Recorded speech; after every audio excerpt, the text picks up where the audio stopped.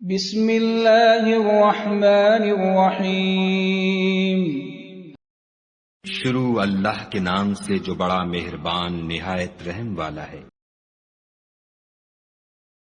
وَيَسْتَفْتُونَكَ فِي النِّسَاءِ قُلِ اللَّهُ يُفْتِيكُمْ فِيهِنَّ وَمَا يُتْلَى عَلَيْكُمْ فِي الْكِتَابِ فِي يَتَامَى النِّسَاءِ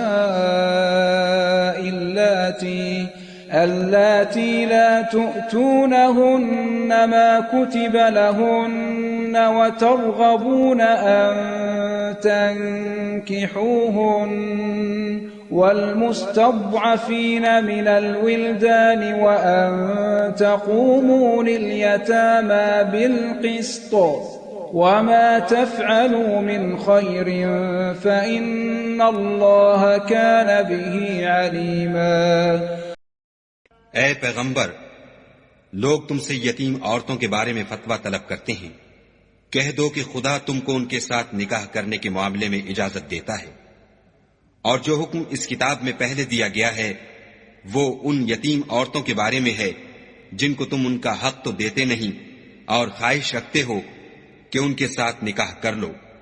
اور نیز بیچارے بے کس بچوں کے بارے میں، اور یہ بھی حکم دیتا ہے کہ یتیموں کے بارے میں انصاف پر قائم رہو، اور جو بھلائی تم کرو گے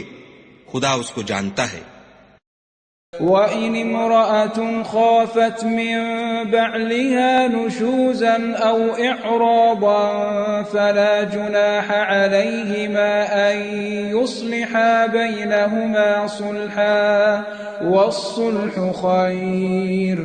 وَأُحْضِرَتِ الْأَنفُسُ الشُّحَّ وَإِن تُحْسِنُوا وَتَتَّقُوا فَإِنَّ اللَّهَ كَانَ بِمَا تَعْمَلُونَ خَبِيرًا۔ اور اگر کسی عورت کو اپنے خاوند کی طرف سے زیادتی یا بے رغبتی کا اندیشہ ہو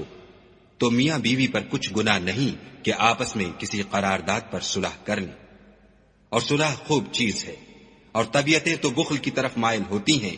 اور اگر تم نیکوکاری اور پرہیزگاری کرو گے تو خدا تمہارے سب کاموں سے واقف ہے۔ ایک مسلمان کے لیے یہ بہت ضروری ہے کہ وہ صرف قرآن کی تلاوت ہی نہ کرے بلکہ یہ بھی سمجھے کہ قرآن پاک کیا پیغام دیتا ہے۔ اگر آپ اس بابرکت سفر کا حصہ بننا چاہتے ہیں تو چینل کو سبسکرائب کیجئے اور اس پیغام کو دوسروں تک پہنچانے میں ہمارا ساتھ دیجئے۔ قرآن پاک کی مکمل تلاوت بما ترجمہ سننے کے لیے ہماری مکمل پلے لسٹ موجود ہے جس کا لنک اوپر دیا گیا ہے، آپ وہاں سے شروع سے آخر تک آسانی سے سن سکتے ہیں۔ اگلا رکوع اگلی ویڈیو میں پیش کیا جائے گا۔